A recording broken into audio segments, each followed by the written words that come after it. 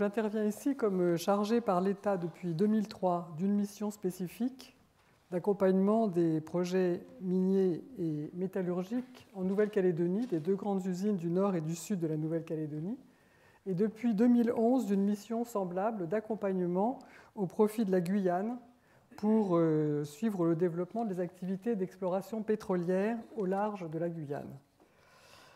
Donc je vais ici vous parler du développement durable des activités minières à travers ces exemples outre-mer et du point de vue des projets, c'est-à-dire que pour moi, c'est la mise en œuvre du développement durable à travers ce qu'on appelle pour les entreprises la responsabilité sociétale des entreprises, qui est pour moi le revers de la même médaille et qui est donc la mise en œuvre du développement durable. Donc je n'emploierai pas le terme de responsabilité sociale ou sociétale des entreprises, mais de développement durable. Donc cette expérience est tirée de 4 projets miniers. Les 2 grands projets du sud de la Nouvelle-Calédonie, le projet de Goro, et du nord de la Nouvelle-Calédonie, le projet de Koniambo, qui sont 2 projets de nickel. Les exploitations d'or en Guyane française, dont je ne suis pas chargé, mais qui apportent quelques leçons intéressantes sur ce sujet. Les explorations pétrolières offshore au large des côtes de la Guyane française, qui elles aussi apportent des expériences intéressantes, même si elles sont encore largement à développer, puisqu'elles n'ont pas été couronnées de succès. Alors tout d'abord, une illustration des Outre-mer français, car ils ne sont peut-être pas aussi bien connus que cela. Donc vous avez les Outre-mer, je pense que ça marche, non? Non, je ne sais pas si c'est celui-là qui marche, c'est ça? La petite flèche. Ici, d'accord, merci. Donc vous avez des Outre-mer, des Antilles avec la Guyane, dont je parlerai, qui se trouve ici au nord de l'Amérique du Sud. Vous avez dans l'océan Pacifique la Polynésie, Clipperton, et tout au bout de l'autre côté, la Nouvelle-Calédonie, qui est en fait tout près de l'Australie, et les îles de Wallis et Futuna, qui sont un petit peu plus au large. Et puis vous avez le département et les 2 départements de la Réunion et de Mayotte, et puis les terres australes et antarctiques françaises, donc qui sont un peu dispersées, qui ne sont pas habitées.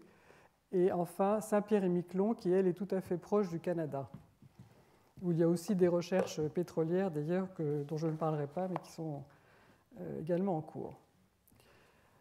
Les projets miniers donc, du nord et du sud de la Nouvelle-Calédonie, eh bien voilà une carte des sites d'activité du nickel en Nouvelle-Calédonie. Tout ce qui est vert, ce sont les massifs comportant du nickel découverts depuis très longtemps, puisque ça fait 130 ans qu'il y a des activités minières, que le nickel a été découvert il y a plus de 150 ans là-bas. Et donc tous ces massifs de péridotite comportent des réserves exploitables en nickel. Et d'ailleurs, vous voyez tous les petits points rouges qui sont des sites d'exploitation du nickel. Alors, pour ma part, j'ai été chargé de suivre le développement de 2 nouveaux projets. Celui de Vallée Nouvelle-Calédonie, qui est ici tout à fait à l'extrême sud de la Nouvelle-Calédonie, en bordure de la baie de Prony, et je reviendrai tout à l'heure sur ses caractéristiques, puisqu'il y a en plus, au large de ce site, une partie de la barrière de corail qui est classée patrimoine de l'UNESCO. Donc c'est un site tout à fait remarquable. Et cette usine du sud de la Nouvelle-Calédonie est fondée sur le nouveau type de traitement métallurgique, hydrométallurgique, qui permet de traiter maintenant des minerais latéritiques, donc oxydés comme tous les minerais de Nouvelle-Calédonie, mais pauvres, avec des teneurs en nickel de 1 à 1,5% de nickel contenu, à comparer aux 2,5% de nickel que contiennent les minerais exploités et traités par la SLN. Donc la SLN, elle, est à Nouméa, elle est ici, elle exploite dans son usine, elle traite dans son usine la production minière traditionnelle de Nouvelle-Calédonie, qui est assez riche. Et puis vous avez donc au nord, dans la province du Nord, le projet de Koniambo, qui est ici, et qui a été fondé sur un échange de gisements entre la SLN, qui détenait ce gisement de Koniambo, et la société acquise par la province du Nord en 1990 pour le rééquilibrage du territoire, et qui a permis de développer un projet au profit de la province du Nord qui est dirigé par les indépendantistes. Ce projet était basé sur le gisement et fondé sur le gisement de Cognambo, qui est assez riche pour permettre sur place l'installation d'une usine qui traitera tout le gisement, tout le minerai riche de ce gisement, selon le procédé classique pyrométallurgique qu'emploie également la SLN. Donc voilà la situation des projets en Nouvelle-Calédonie. Pour la Guyane, c'est un territoire donc d'Amérique du Sud qui est encadré, comme vous le voyez, par des côtes, des frontières avec le Brésil, donc qui sont extrêmement longues. Là, il y a l'échelle, c'est 100 km, donc vous avez des centaines de kilomètres de côtes avec le Brésil d'un côté et avec le Suriname de l'autre, le long de fleuves qui sont à la fois des autoroutes pour la circulation, mais aussi des voies de communication de part et d'autre des frontières qui sont évidemment totalement impossibles à contrôler sur des distances aussi longues. Alors, en Guyane, il y a donc beaucoup de gisements d'or répertoriés et de l'orpaillage qui se fait de façon traditionnelle depuis très longtemps. Assez peu de gros gisements exploités, mais certains sont en cours d'exploration et donc seront, on l'espère, exploités de façon beaucoup plus massive dans les années qui viennent. Quelques industries moyennes d'exploitation d'or et surtout donc beaucoup d'orpaillage illégal dans toutes ces zones mal contrôlées de la forêt équatoriale et donc difficile, enfin tropicale, difficile à pénétrer et à surveiller. Et donc les Brésiliens notamment sont très acclimatés à la forêt et peuvent facilement donc vivre dans cet univers un peu hostile et développer des exploitations illégales qui sont après source d'énormément de difficultés pour les populations locales, comme on le verra. Enfin, au large de la Guyane et à 150 km de la côte, il y a des permis de recherche d'hydrocarbures qui ont été, un permis de recherche qui a été accordé, 2 autres qui sont demandés, et sur le premier permis, un premier forage en 2011 a suscité de grands espoirs puisqu'il a été positif. On a trouvé sur 70 mètres d'épaisseur, à 3000 mètres de profondeur de roche, sous 2000 mètres de profondeur d'eau, donc ce sont des forages dans des conditions extrêmes. On a donc trouvé un réservoir d'hydrocarbures. Malheureusement, cela n'a pas été confirmé par les 4 forages suivants qui se sont déroulés en 2012-2013. Et donc on est encore dans une phase d'exploration très en amont d'un gisement exploitable qui n'a pas encore été réellement découvert. C'est dans ce cadre-là que j'ai été chargé de cette deuxième mission dont je parlais tout à l'heure. Alors ensuite, j'ai intitulé mon intervention entre environnement, acceptation locale et économie. Alors pourquoi ce titre? Évidemment, c'est le titre ou le thème général du séminaire auquel m'a invité Georges Callas, et ce n'est pas seulement donc pour sacrifier à la vogue du développement durable. C'était pour répondre d'abord à l'appel de Georges Callas, mais surtout parce que j'ai toujours considéré dans mes missions depuis le début que ces grands projets pouvaient être une base de développement durable pour ces territoires d'outre-mer qui ont besoin de développement économique et de développement évidemment social dans l'avenir et qui donc nécessitent une attention particulière pour que ces projets puissent se réaliser dans des conditions de développement durable. Et tout particulièrement lorsque, en 2010, on m'a demandé, donc après avoir travaillé 7 ans sur les nouveaux projets d'usines en Nouvelle-Calédonie, on m'a demandé de faire émerger avec les élus de Nouvelle-Calédonie une stratégie de valorisation de la ressource en nickel au profit du territoire. J'ai à ce moment-là fait appel aussi aux ressources de recherche locales du CNRT qui s'appelle Nickel et son environnement, qui avait lancé un projet d'étude sur nickel et société et qui était directement en lien avec les projets d'usine et leurs impacts, leur environnement spatial ou leur environnement social immédiat. Et donc, il s'est trouvé que Georges Callas était auditeur de ce CNRT et c'est comme ça que nous nous sommes rencontrés sur ce terrain. Donc, c'est ce que je voulais dire en commençant pour parcourir un petit bout, je dirais, de chemin coutumier, selon les termes calédoniens, pour commencer ma présentation. Alors ensuite, j'articulerai donc cette présentation classiquement en en 3 parties. Donc la première sera sur l'environnement. Alors l'environnement, tout d'abord, rappelons que les Outre-mer français n'échappent pas à l'observation selon laquelle les zones où ils se situent, et en particulier leur faible densité de population, en font des réservoirs de biodiversité particulièrement intéressants. Donc c'est les zones tropicales comme celle de la forêt guyanaise, qui est impénétrable par beaucoup d'aspects, une île subtropicale comme celle de la Nouvelle-Calédonie, et donc qui sont relativement isolés et donc préservés. Ce sont des territoires qui sont peu peuplés aussi, puisque chacun des territoires abrite environ 260 à 270 000 personnes, soit un gros arrondissement de Paris, comme le 15e arrondissement. Donc, même si la Guyane est le département français, après Mayotte maintenant, le plus dynamique démographiquement, les 90 000 km² qu'elle recouvre ne sont pas près d'être habités de façon continue et homogène, c'est le moins qu'on puisse dire. Donc seule la bande côtière est dotée de routes construites de villes. Je peux repasser la carte pour vous le montrer. Donc vous voyez la route qui est en rouge, c'est en fait la route de Guyane. Ici, vous avez un pont, mais de l'autre côté de la frontière, il n'y a pas de route. Donc la bande côtière est la seule à être dotée de routes et construite de villes, entre guillemets. Donc d'est en ouest, vous avez Saint-Georges-de-l'Oyapock. Ensuite, vous arrivez très vite à Cayenne, Kourou, Sinnamary, et puis Mana et Saint-Laurent-du-Maroni. Et puis vous avez donc dans l'intérieur, c'est-à-dire dans la forêt, en fait, des villages ou des intitulés villes qui ne sont accessibles que par des pistes et surtout par les fleuves. Alors, la biodiversité y est également spécifique et endémique pour une grande part et peu connue. Par exemple, en Guyane, il y a cette année 2 expéditions du Muséum national d'histoire naturelle, l'une sur mer qui s'est déroulée fin 2014, l'autre sur terre en ce moment même, qui est intitulée Planète revisitée, et qui va effectuer un inventaire d'espèces jamais répertoriées, qui serait au moins 80% des prélèvements réalisés.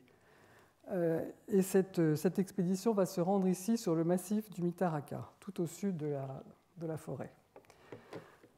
Par ailleurs, il y a un savoir-faire ancestral sur des ressources naturelles traditionnelles, comme des plantes médicinales, qui peuvent aussi se transmettre de génération en génération, sans être toujours commercialement exploitables. Ce sont des études qui sont faites périodiquement, mais elles peuvent aussi, ces savoirs ancestraux peuvent se perdre définitivement si l'on y prend garde, et si la transmission n'est pas assurée faute d'attention.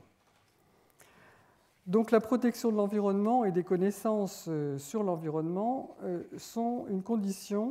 est une condition sine qua non du développement des projets industriels. Je vais en donner quelques exemples ou contre-exemples pour en démontrer la réalité. Alors, c'est le deuxième point, développer la connaissance et la recherche. Sur ces sujets de connaissance de la biodiversité naturelle, l'accompagnement des projets d'exploration pétrolière offshore en Guyane a permis d'appuyer ces efforts de connaissance et de recherche par la mise en place par le consortium pétrolier d'un fonds pour alimenter les recherches sur les écosystèmes marins et côtiers. Ces crédits ont été orientés par un séminaire scientifique en novembre 2012 et utilisés de manière collective. D'une part, pour acquérir des équipements qui sont gérés en commun par les laboratoires présents en Guyane, regroupés eux-mêmes en groupements de recherche, et qui permettent d'attirer dans ces labos de nouveaux chercheurs, doctorants, postdoctorants, et d'autre part, donc, ils peuvent être utilisés aussi sur certains programmes, comme celui du Muséum pour l'inventaire des ressources marines auquel il a contribué. Sur un autre sujet, les fonds pétroliers ont aussi permis de lancer une étude bibliographique, celle-là d'abord, et la rédaction pratique d'un guide de dépollution de la mangrove et des vasières côtières en cas de pollution accidentelle par les hydrocarbures. Car ce guide existe dans le plan Orsec pour les plages de sable et les rochers, on en sait quelque chose en Bretagne par exemple, mais rien sur ces milieux particulièrement fragiles que sont les mangroves. Donc le programme a pu être lancé également récemment. Ensuite, il s'agit de protéger les zones sensibles et rares. Un autre exemple en Guyane, sur un sujet dont je ne m'occupe pas directement, comme je l'ai dit, mais qui est de notoriété publique. Le projet d'exploitation d'or de Cancaïman a été bloqué par le gouvernement en 2008 parce qu'il se situe dans une zone sensible à classer par un arrêté de biodiversité dans le schéma départemental d'orientation minière de la Guyane. Il est au pied de la montagne de Caux, donc dans une zone particulièrement riche en diversité. Et la compatibilité de ce projet avec le classement de protection de la biodiversité n'est pas encore démontrée. Même si l'industriel continue à y travailler, il a choisi pour ça le joli nom de projet Harmonie, qui fera peut-être moins peur que le nom précédent. Mais il reste quand même du travail.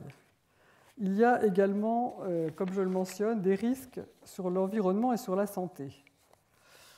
Alors, de façon plus dramatique, les exploitations illégales d'or, et donc on se rattache directement à ce que vient de dire Georges Calas, provoquent dans les fleuves de Guyane une pollution au mercure qui touche principalement les populations amérindiennes qui vivent de la pêche et particulièrement des poissons carnivores, donc qui concentrent le mercure, et qui utilisent l'eau des fleuves pour leurs besoins sanitaires ou alimentaires.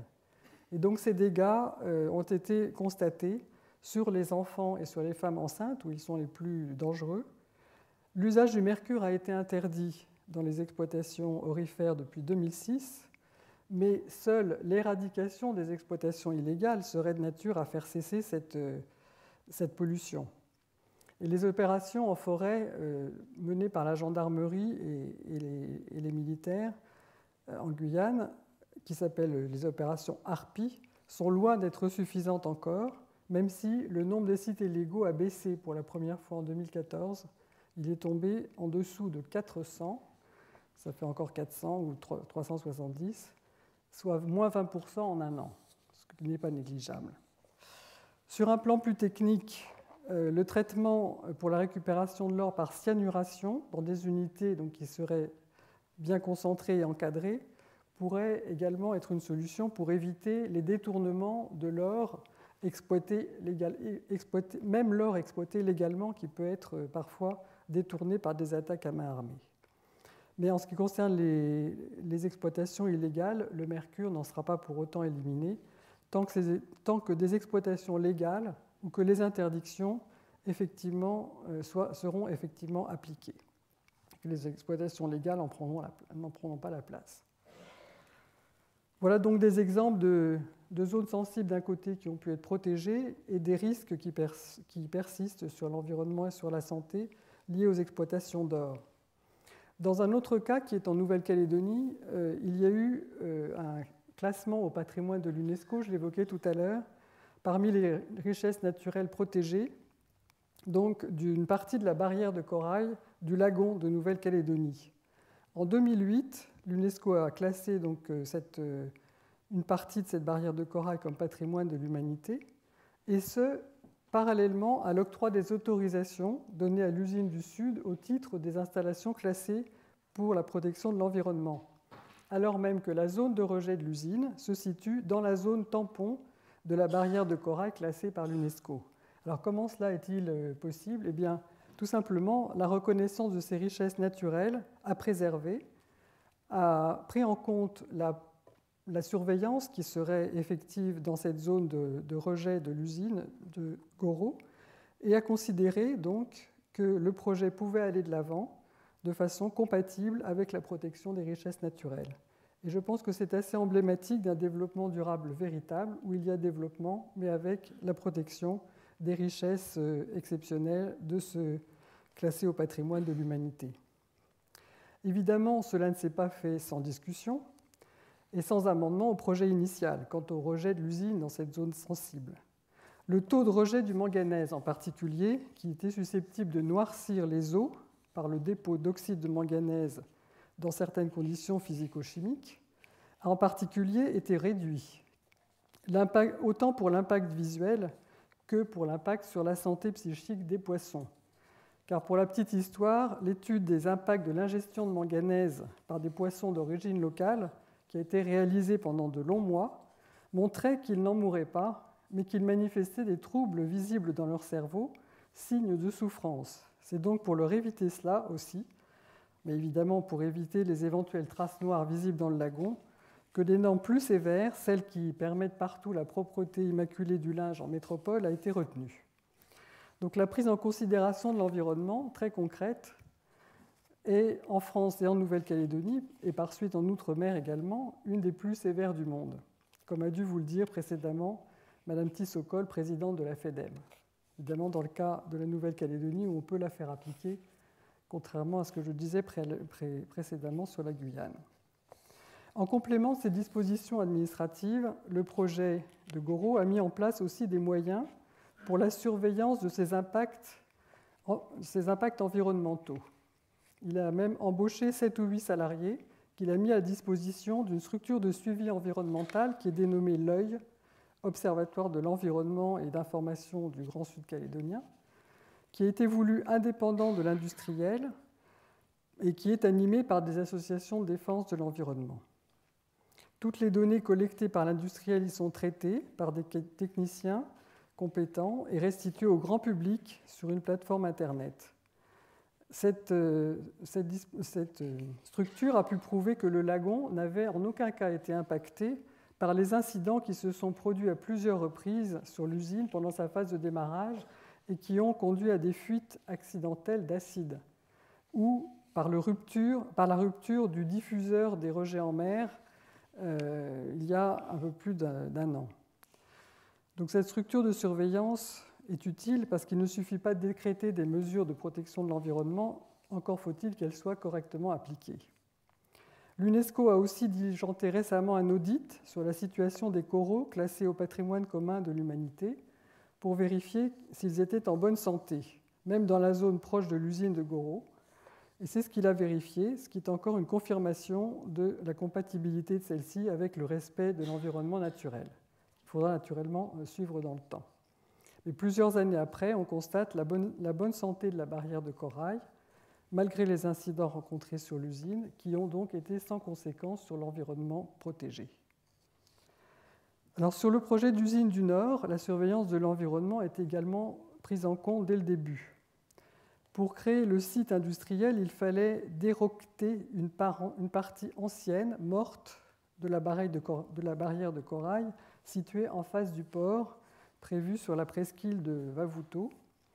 Et c'est une presqu'île qui est à quelques kilomètres à peine du cœur de veau, universellement connu par les photos de Yann Arthus Bertrand.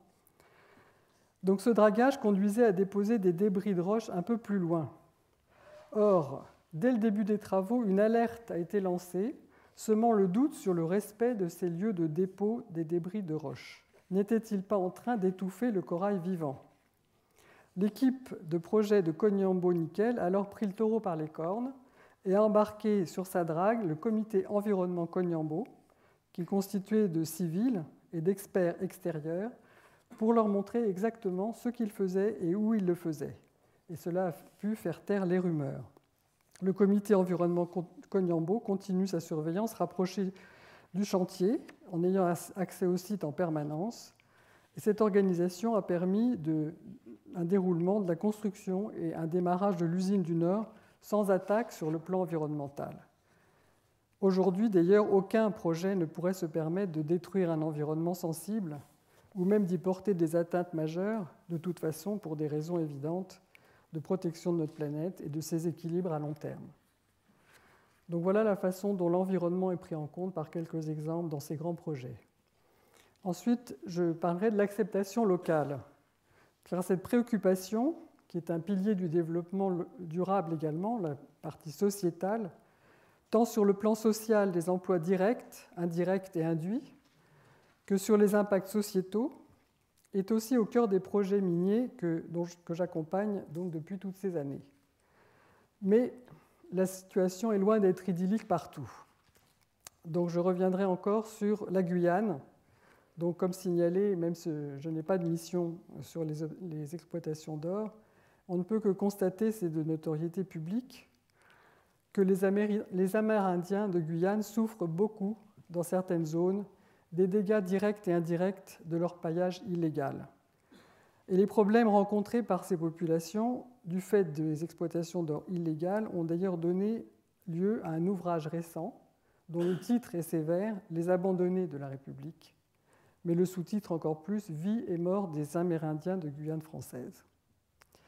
Les dommages sont d'abord environnementaux, par la pollution des eaux par le mercure employé pour récupérer l'or et l'exporter illégalement.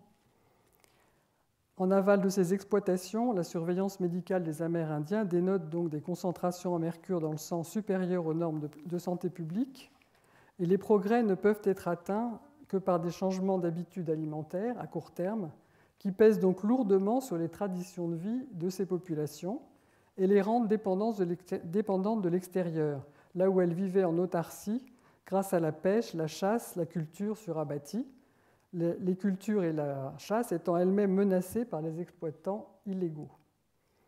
La solution durable ne peut donc venir en remontant en amont de ces causes que d'une éradication de ces exploitations illégales. Pour ce faire, il y a des actions qui sont menées. De nouvelles interdictions ont été déclarées, notamment l'interdiction de transport de pompes, mais aussi surveillance des transports de carburant, qui sont destinés à l'approvisionnement des sites des exploitations illégales. Ces interdictions ont été introduites dans le code pénal pour pouvoir au moins appréhender les illégaux ou leurs fournisseurs. Mais la densité des contrôles reste insuffisante, malgré les expéditions de type Harpie que j'ai citées, qui permettent, quand elles ont lieu, de détruire les sites.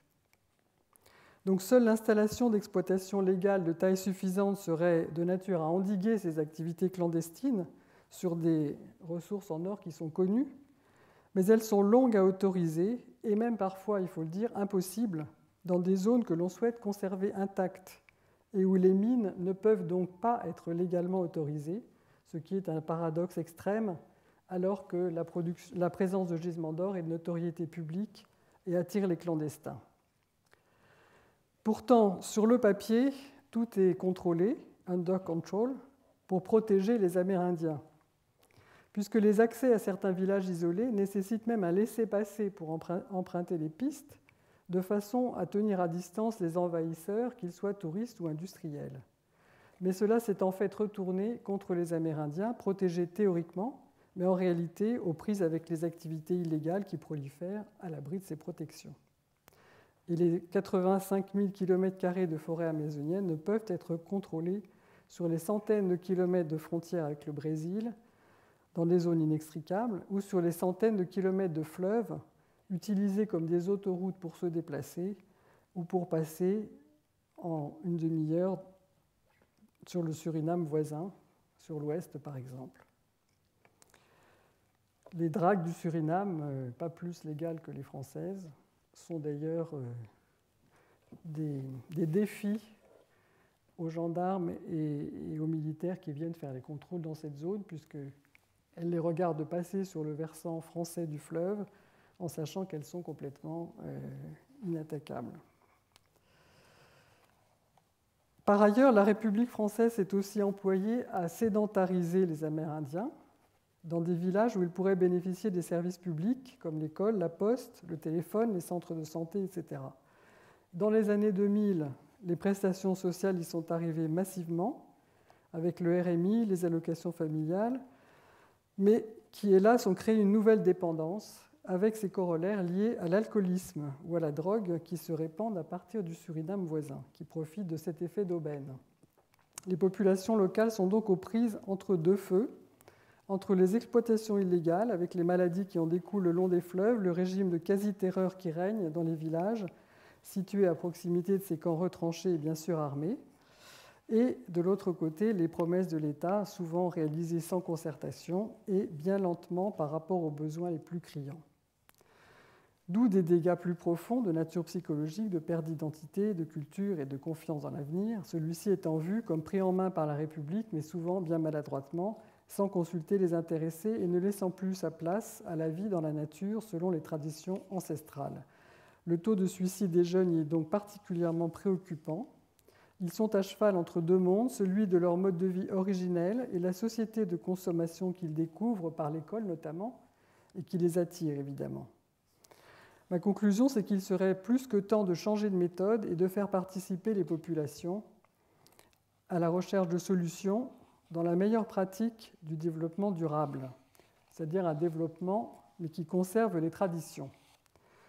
Et pour illustrer cela, c'est mon point suivant, la défense des populations locales. Je citerai d'autres exemples de Nouvelle-Calédonie. Sur le projet du Sud, la situation menaçait d'être semblable à ce contre-exemple guyanais dès le démarrage de l'étude de faisabilité de l'usine de Goro. En effet, au début des années 2000, les ingénieries choisies par le Canadien Inco arrivaient sur le territoire et se présentaient dans les tribus avec des gens armés pour les protéger. Ce qui fut très mal apprécié des Kanaks du Sud, qui ne se considéraient pas comme si dangereux, et au contraire étaient prêts à discuter avec les nouveaux venus. La tension entre les populations locales, peu nombreuses il est vrai, et les industriels était manifestée par un bois tabou planté au sommet d'une colline dominant le site de la mine et de l'usine pour en surveiller la mise en œuvre et, si possible, de l'empêcher.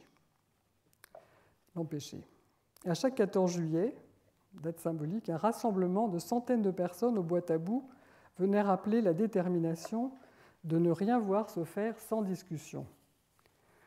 L'association Rebounou, constituée pour cette défense des intérêts locaux et la défense de la terre à laquelle les Kanaks estiment appartenir, engageait manifestation sur manifestation et dès les premiers travaux en 2006 détruisait les premiers tuyaux destinés à l'amener d'eau douce sur le site de l'usine. Donc c'était vraiment des tuyaux pas dangereux pour l'environnement. Mais sur un autre point du site, c'était l'implantation d'un pharé intitulé Nouveau village de Goro, qui bloquait le passage de l'émissaire destiné à rejeter les eaux après traitement dans le lagon. Mais il ne s'agissait encore une fois pas tant de protéger l'environnement que de montrer le refus local de l'usine de Goro. Et l'industriel canadien Inco s'est alors de façon providentielle fait racheter par le Brésilien Vale. Et sa culture latine, ses méthodes de prise en compte des parties prenantes locales expérimentées au Brésil se sont avérées bien mieux adaptées au contexte local.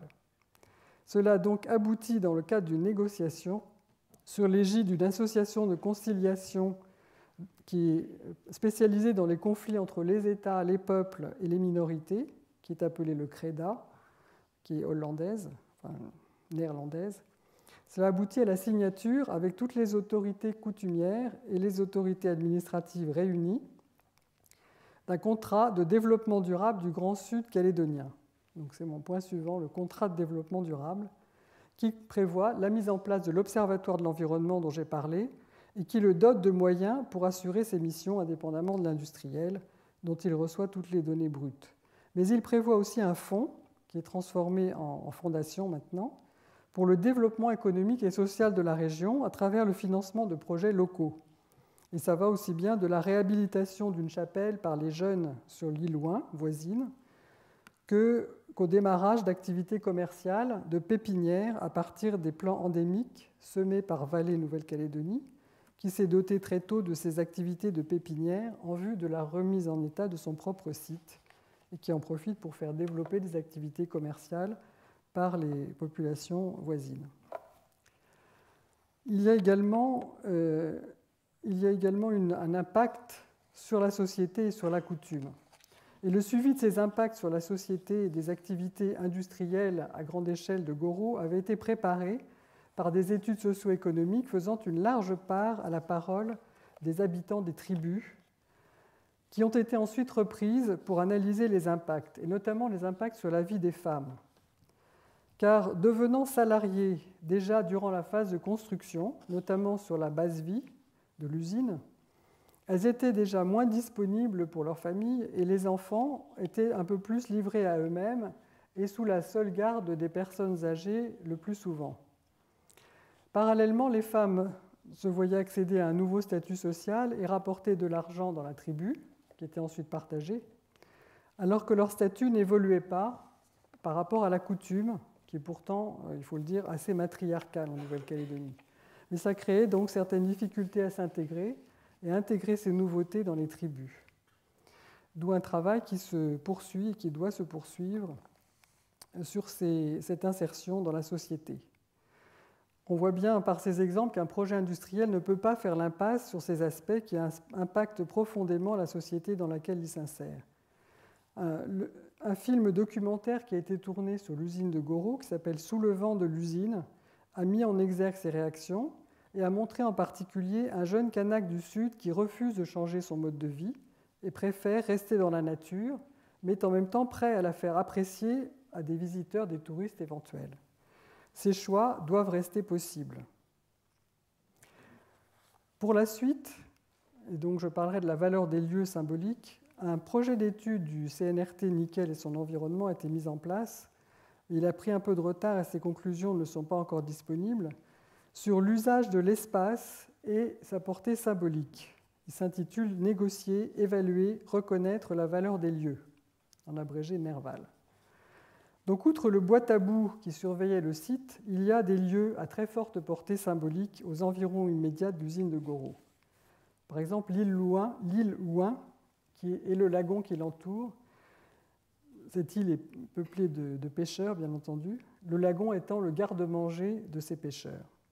Ou encore la plaine des lacs. Les lacs communiquent en profondeur avec des terrains karstiques, dit-on, et ils pourraient se vider, selon les croyances locales, si l'exploitation minière les ébranlait trop.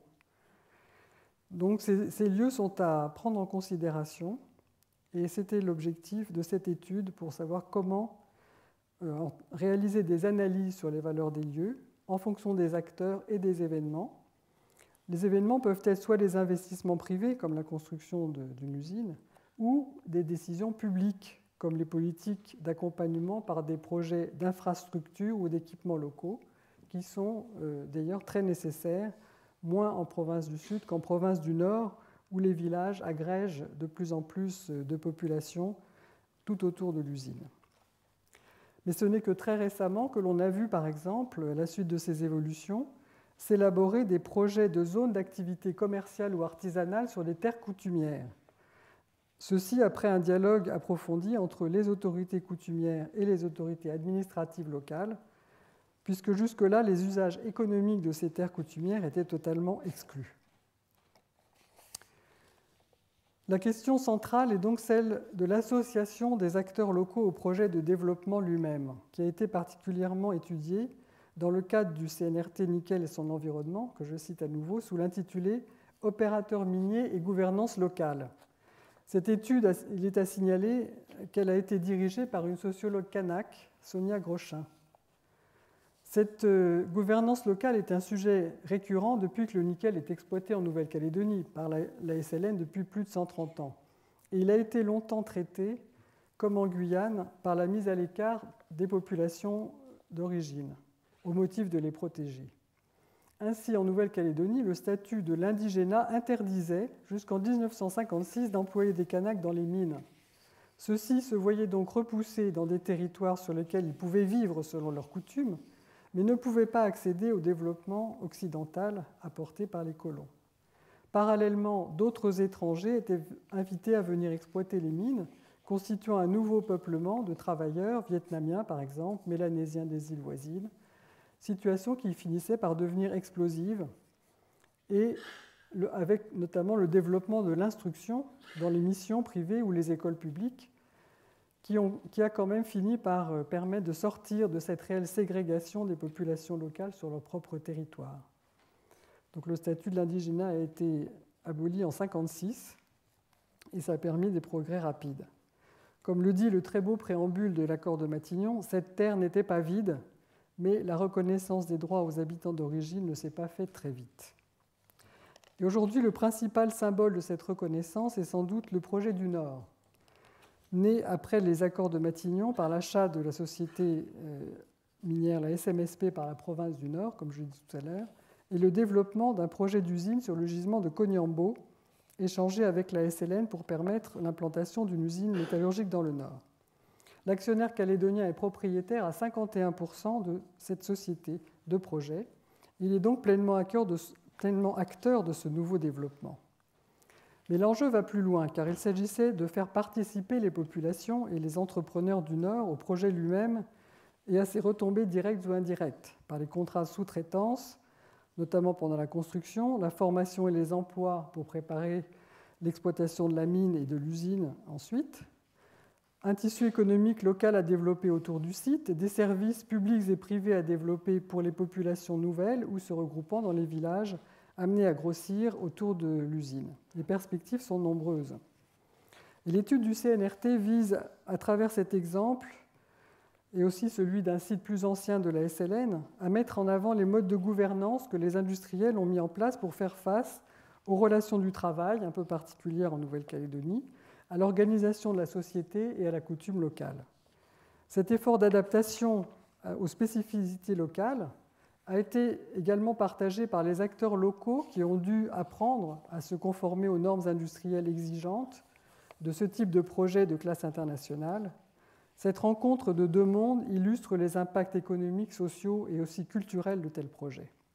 Il a aussi un documentaire intitulé, celui-là, Le Nickel, le trésor des Kanaks, tente d'illustrer ce choc des cultures et la façon dont la province du Nord et sa filiale industrielle y entrent de plein pied, mais non sans illusion. Ensuite, il s'agit de la concertation et du suivi du développement local. C'est le dernier point de ce chapitre. Le même phénomène de quasi-exclusion pourrait se produire potentiellement en Guyane avec les recherches pétrolières offshore, car les entreprises de Guyane, malgré la présence du Centre spatial guyanais, ne sont pas toutes, tant s'en faut, aux standards internationaux permettant d'accéder à des marchés de sous-traitance dans ce secteur. Les jeunes Guyanais sont peu formés dans des disciplines conduisant à des emplois dans ce type de projet, et surtout peu d'entre eux ont acquis l'expérience nécessaire, en particulier à l'international, pour travailler sur des plateformes offshore. Il y a donc la matière à anticiper, à faire des efforts particuliers pendant la période d'exploration, afin de préparer les Guyanais à l'arrivée d'une activité de ce type, pour pouvoir en bénéficier directement ou indirectement. Et c'est l'objet d'une commission de suivi et de concertation que j'ai mise en place en Guyane, qui se réunit tous les 2 ou 3 mois et entre-temps fait travailler divers groupes de travail sur des sujets comme la sécurité et l'environnement, conditions sine qua non de déroulement des projets, ou la formation et l'emploi destinés à anticiper les emplois pour les Guyanais. Structure informelle de concertation, coprésidée par le préfet et le président de la région Guyane, elle a permis en 2 ans et demi de faire prendre conscience du chemin à parcourir et des espoirs de développement pour la Guyane que ces projets peuvent susciter, au-delà des inquiétudes sur les risques, évidemment. D'ailleurs, les entrepreneurs réunis au sein du MEDEF Guyane l'ont bien compris, puisqu'ils ont récemment pris eux-mêmes l'initiative d'un accord avec le WWF intitulé « Pour une Guyane durable », dans lequel ils déclarent ne pas vouloir mettre la nature sous cloche, mais plutôt l'exploiter en pensant aux générations futures et en offrant des possibilités de développement économique et social dans le présent. Mais beaucoup reste à faire pour bâtir un accompagnement réellement conséquent et efficace et anticiper sur des développements futurs qui sont encore très aléatoires. La présence des acteurs locaux concernés est pour moi le meilleur gage de sérieux de la démarche. D'ailleurs, les entreprises ne se sont pas fait faute d'exprimer en temps utile leur déception devant les faibles retombées à court terme de l'exploration. Et parallèlement, les employeurs potentiels du secteur pétrolier, qui étaient prêts à embaucher, à former des jeunes Guyanais en métropole ou à l'international, en ont fait autant devant le manque de viviers de compétences disponibles ou mobilisables en Guyane. Donc chacun tire la sonnette et alerte sur les travaux et les démarches à amplifier pour préparer la Guyane à bénéficier d'un résultat tangible à long terme pour ses entreprises et pour sa jeunesse, qu'il y ait ou non d'ailleurs découvert de pétrole économiquement exploitable, in fine, mais évidemment, il vaudrait mieux qu'il y en ait, ça fournirait un levier économique pour ces démarches. Le troisième point, c'est l'économie des projets. Comme je me suis beaucoup attardé sur les impacts sociétaux qui sont très spécifiques aux projets rencontrés dans les Outre-mer, j'irai plus vite sur ces aspects, plus classiques. Nous avons d'abord la sous-traitance locale, et là j'aurai, pour les citer, l'exemple du projet Koniambo et un contre-exemple ensuite. Le projet Koniambo avait prévu une enveloppe conséquente pour des travaux de terrassement sur le site de l'usine, puisqu'il fallait entailler une colline pour le mettre à plat, créer un port, tracer une route et une arrivée en pente douce pour le convoyeur de minerais depuis le sommet de la mine. Tout ça a fait l'objet d'appels d'offres internationaux, comme il se doit, Mais les seules réponses reçues émanaient de quelques groupes français, d'ailleurs peu nombreux, présents sur le territoire, qui dépassaient de beaucoup le budget, puisqu'il était multiplié par 3. La décision de l'industriel fut alors de prendre non pas le moins 10 ans qui aurait fait exploser sa ligne de projet là-dessus, faute d'alternatives compétitives, mais une kyrielle de petites entreprises locales qu'il s'est chargé de coordonner, de mettre sur les chantiers, puis de démobiliser à leur issue. Cette solution lui a demandé plus de temps de gestion pour cette partie du projet, donc à l'industriel, mais elle a cependant parfaitement fonctionné et a permis de tenir les budgets et les délais prévus. Nombre d'entrepreneurs avaient anticipé cette phase et avaient acquis qui un camion, qui une chargeuse et étaient prêts à travailler. Elle a donc eu pour conséquence de faire mieux encore s'approprier le projet par une population de petits entrepreneurs locaux qui sinon auraient pu revendiquer une part du gâteau tant attendu, et plomber le projet à plus long terme par des revendications et des surcoûts difficiles à éviter. Ainsi, une gestion directe de retombées locales plus large a concouru à l'économie globale du projet industriel, et en fait un exemple pour d'autres. Du côté du projet du Sud, l'organisation de la sous-traitance n'a pas été aussi performante, malheureusement, économiquement et socialement. Un groupement d'entreprises locales dénommé Goromine a pris en charge des contrats de sous-traitance pour la mine et l'usine de Goro, en prélevant sur ces contrats une dîme destinée à former les prestataires ou à les accompagner dans l'accès aux contrats.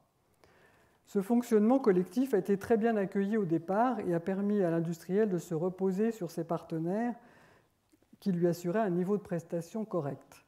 Mais ce monopole de fait a fini par créer des jalousies et a suscité une lutte de pouvoir entre clans pour la direction de cette structure et la gestion de la manne correspondante. Cette lutte s'est traduite sur le terrain par des bagarres quasi quotidiennes devant la porte de l'usine, impossibles à réduire pendant de longs mois. Alors le temps de faire venir un huissier en hélicoptère de Nouméa pour constater le blocage, d'obtenir une ordonnance du tribunal pour prononcer l'obligation de débloquer les accès et de la mettre en œuvre, la journée était déjà bien entamée. Ça s'est répété pendant plusieurs mois. Donc le souci de développer les retombées locales, c'est là retourner contre le projet et son déroulement harmonieux, coûtant à l'industriel des jours et des jours de blocage. Sans parler des derniers incidents qui ont comporté des destructions d'engins pour plus de 50 millions de dollars, toujours du fait de la concurrence exacerbée entre les sous-traitants. Donc les choses peuvent devenir très lourdes. Pour des raisons plus techniques que sociales, malgré tout, les projets en Nouvelle-Calédonie ont enregistré beaucoup de retards et de surcoûts. Donc là, c'est la robustesse des accords de financement que je voudrais aborder. Ils ont coûté en tout 2 fois plus cher que prévu, 7 milliards de dollars au lieu des 3,5 milliards qui étaient prévus lors de leur démarrage ou redémarrage en 2007-2008, après le rachat de l'un au sud par Vale et de l'autre au nord par Xstrata et Glencore. Si l'on veut être exact, il faut prendre en compte toutefois les évolutions monétaires et de pouvoir d'achat respectifs depuis 10 ans.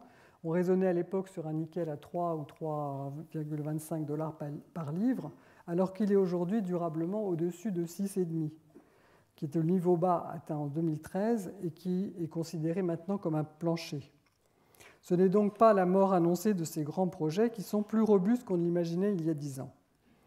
Mais pour asseoir leur durabilité en matière financière, la mission que j'ai conduite depuis 2003 a veillé à ce que les accords entre partenaires calédoniens et industriels étrangers soient capables de résister à ces surcoûts ou à ces variations du cours du nickel, sans remettre en cause le projet à la moindre dérive.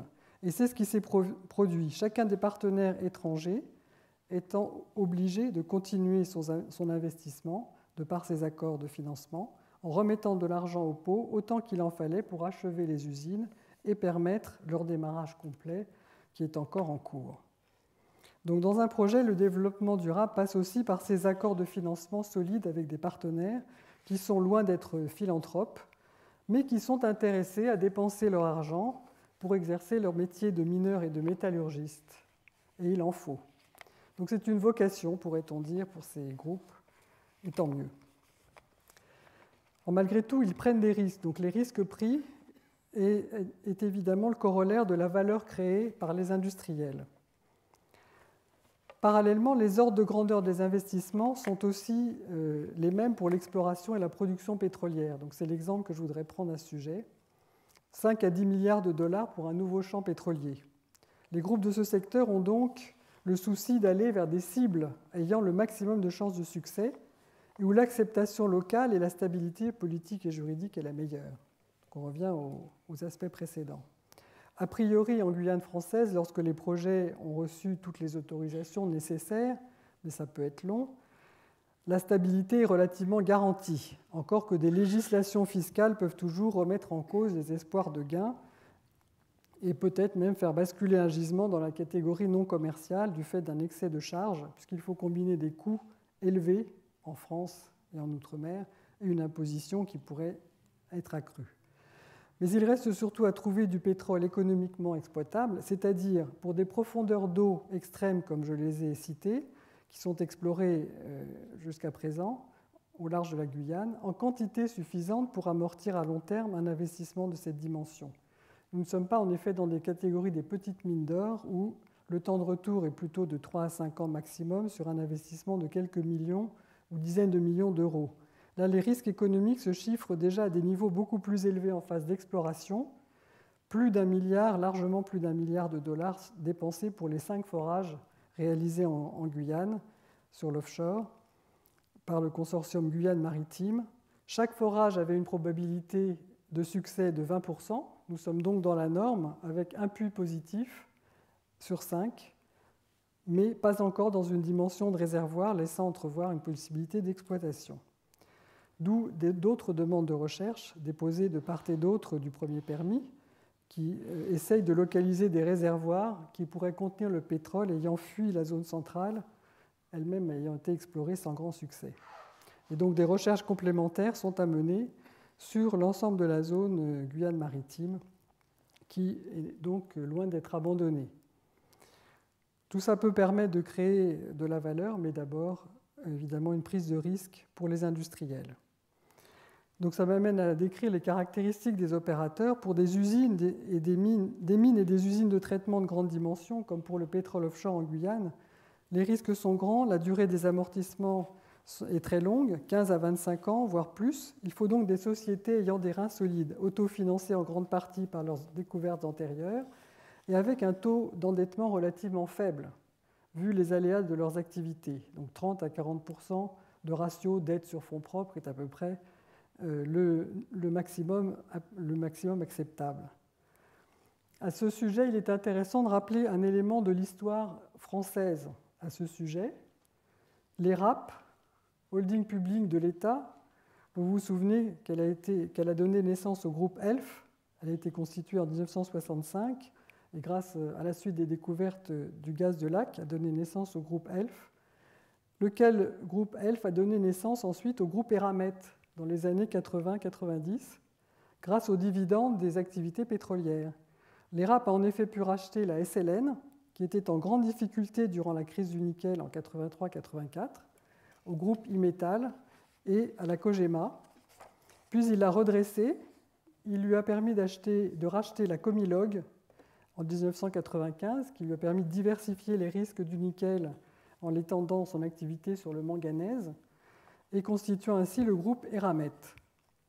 Puis le groupe a été privatisé en 1998 par alliance avec le groupe Aubert et Duval, qui avait notamment des activités d'aciers spéciaux, et lui a donné ainsi sa forme actuelle.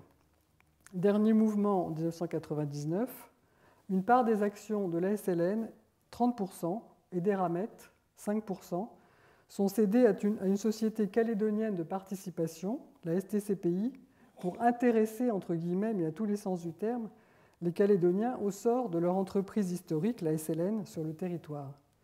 Ainsi, les moyens économiques ont été mis au service, tirés de l'exploitation pétrolière, ont été mis au service de la gouvernance politique et sociale du nickel en Nouvelle-Calédonie, avec un souci de rééquilibrage des provinces au profit du Nord et des îles Loyauté dépourvues de richesses minières, par un partage à l'intérieur de la STCPI, un partage inégal des dividendes et du pouvoir de décision. Donc c'est un exemple de retombées pour les collectivités partenaires aussi, qui se traduisent par des dividendes, versements de dividendes de la SLN et d'Eramet, qui sont aujourd'hui les seules retombées en matière de dividendes des usines de nickel implantées en Nouvelle-Calédonie, retombées pour les collectivités, j'entends, en attendant les nouvelles usines qui démarrent. Quant aux retombées fiscales, les nouveaux projets bénéficient d'un accord de stabilité fiscale qui les exonère de tout impôt sur les sociétés pendant 15 ans et de 50% ensuite de l'IS pendant 50 plus. La SLN est donc pour longtemps la seule entreprise métallurgique à payer de l'impôt sur les sociétés en Nouvelle-Calédonie. Il est aussi prévu depuis des années de mettre en place une redevance sur les produits extraits de façon à disposer de ressources publiques, certes aléatoires en fonction des cours du nickel, mais en supplément pour investir dans le développement à plus long terme et préparer l'après-nickel en Nouvelle-Calédonie. Les principaux acteurs industriels sont prêts à y contribuer ou à négocier leur contribution, mais cela tarde encore en fait depuis 2003, puisque c'est en 2003 que je l'avais proposé, pour l'adoption des textes par des instances de décision. Le principe est maintenant acquis, mais ça n'est toujours pas entré en vigueur. Et c'est important pour apporter le soutien des politiques à une stratégie pour le nickel en Nouvelle-Calédonie, car leur souci a toujours été de voir entrer des recettes le plus rapidement possible dans leurs caisses, sans pour autant prendre des risques industriels en investissement eux-mêmes massivement. Donc sur les projets de Goro et de Koniambo, c'est ce à quoi nous nous sommes efforcés, même si ce principe a été quelque peu écorné, puisque les partenaires calédoniens ont quand même souscrit quelques emprunts pour participer au financement des usines. Mais leurs partenaires industriels savent bien qu'ils ne peuvent pas les laisser pour autant en difficulté financière. Les discussions vont donc bon train en cette période de surcoût, de retard, pour régler ces questions de financement des participations calédoniennes dans ces grands projets. Du moins la partie financée sur emprunt qui est tout de même très minoritaire. Les changements politiques de mai dernier n'ont pas permis d'aboutir ou ont fait repartir à zéro certaines discussions, en particulier avec Vallée au sud, mais elles vont reprendre, il est inévitable qu'elles se concluent rapidement. En gros, la solution durable consiste à créer des actions spécifiques qui donnent temporairement droit à moins de dividendes, le temps de rembourser les partenaires industriels qui ont avancé les fonds du projet, qui permettent de retrouver in fine pour les partenaires publics, les collectivités, le niveau théorique de participation prévu, et dans la période intermédiaire, si possible, de distribuer un flux réduit, mais quand même un flux non nul de dividendes tout au long de l'exploitation de l'usine. C'est donc le partenaire extérieur qui doit être en mesure de porter les financements tout au long de la période d'investissement et de remboursement, sans pour autant avoir le droit de reprendre les actions, à aucun moment de reprendre les actions acquises par l'actionnaire calédonien. Ça, c'est important et c'est un montage qui était prévu dès l'accord de Bercy en 1998 pour le projet d'usine du Nord. Les 51% de la province du Nord ou de sa filiale minière étaient intangibles. Il s'agissait là pour le partenaire industriel de financer donc les 51% des coûts de son partenaire en lieu et place de ce partenaire calédonien, avec seulement 49% du projet pour le partenaire industriel. Donc c'est là que les accords de financement robustes prennent toute leur valeur puisqu'ils n'ont pas été remis en cause depuis le démarrage des projets. Dans le cas de Goro, cela ne porte que sur 10% des actions pour l'actionnaire local, pourcentage qui pourra être porté à 20% s'il le souhaite, selon le même mécanisme de préfinancement par Vallée. Donc voilà comment les partenaires industriels, les partenaires publics calédoniens peuvent acquérir des droits à retombées directes de dividendes sur les projets. Mais au-delà de ces dividendes et des impôts sur les industries extractives, le principal intérêt pour les territoires, ne l'oublions pas, réside dans les emplois directs et les retombées indirectes, c'est-à-dire les dépenses globales restant sur le territoire en provenance de ces activités et de ces emplois.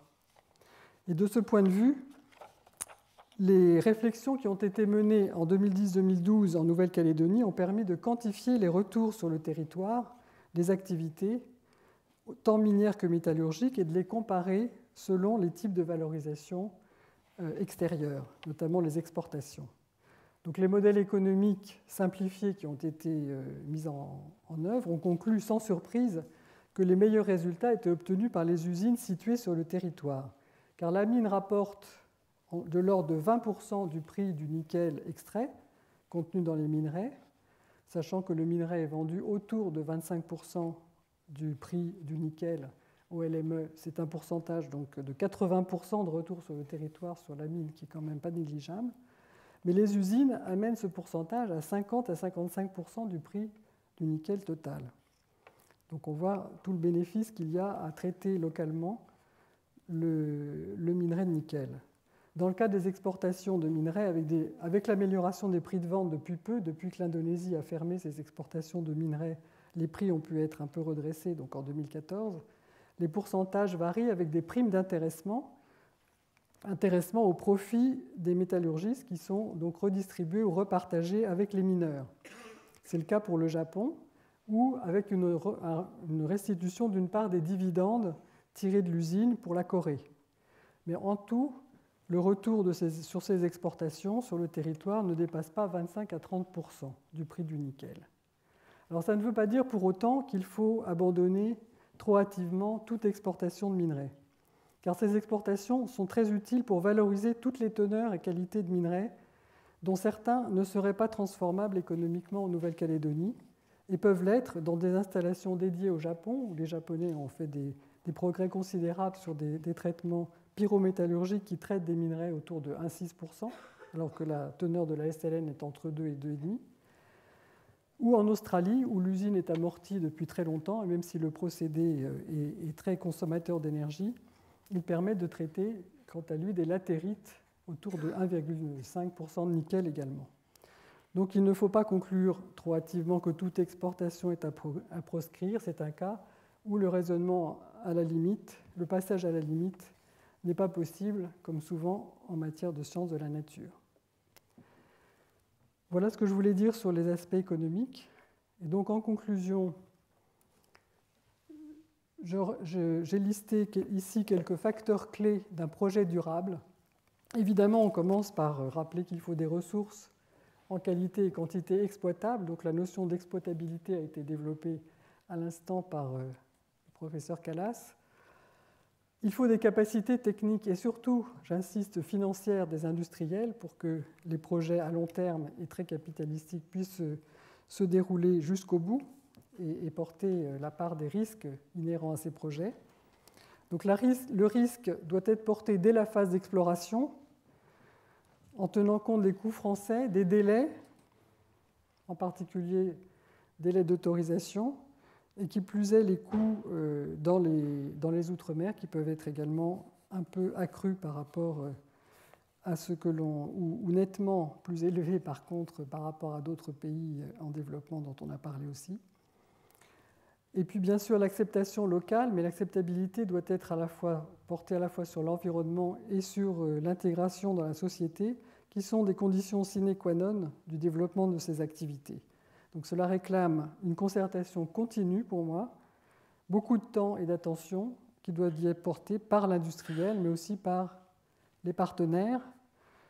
Donc cela passe aussi par des partenariats locaux, que ce soit des partenariats de sous-traitance, et comme on a vu en évitant quelques écueils, notamment dans les cas de monopole de fait qui exacerbent les convoitises, et dans une gouvernance locale contrôlée, c'est-à-dire où les partenaires locaux peuvent avoir leur place, mais sans pour autant leur laisser, un droit de veto sur tout, ce qui peut être également un glissement, une dérive excessive. Dans la gouvernance locale, je mets également la gestion des participations publiques qui, comme on l'a vu, peuvent être assez complexes à gérer, mais qui sont des facteurs forts d'acceptabilité également. Enfin, tout cela doit aboutir à un soutien, une compréhension au moins politique des projets et à une stabilité, de façon à aboutir à une stabilité du cadre juridique et fiscal, passer une période initiale de négociation qui peut être évidemment l'occasion de faire le point avec les industriels et avec tous les acteurs des conditions de bon déroulement durable des projets. Donc les Outre-mer français, comme vous l'avez vu, ont la chance d'avoir des projets qui parfois ont réussi cette alchimie, plus ou moins bien et plus ou moins complètement. Il ne reste qu'à souhaiter qu'elle se poursuive dans l'avenir à la lumière de ces expériences et des leçons qu'on aura pu tirer aussi des échecs, et que cette expérience puisse servir d'un territoire à l'autre, puisque d'autres territoires ont aussi des perspectives d'exploration. Donc je finirai simplement en rappelant la définition que j'ai trouvée et que j'ai citée déjà du MEDEF Guyane dans son accord avec le WWF. Ne pas mettre la nature sous cloche, mais l'exploiter en pensant aux générations futures et en offrant des possibilités de développement économique et social dans le présent. Et j'ajoute, tout en faisant vivre les traditions locales. Merci de votre attention.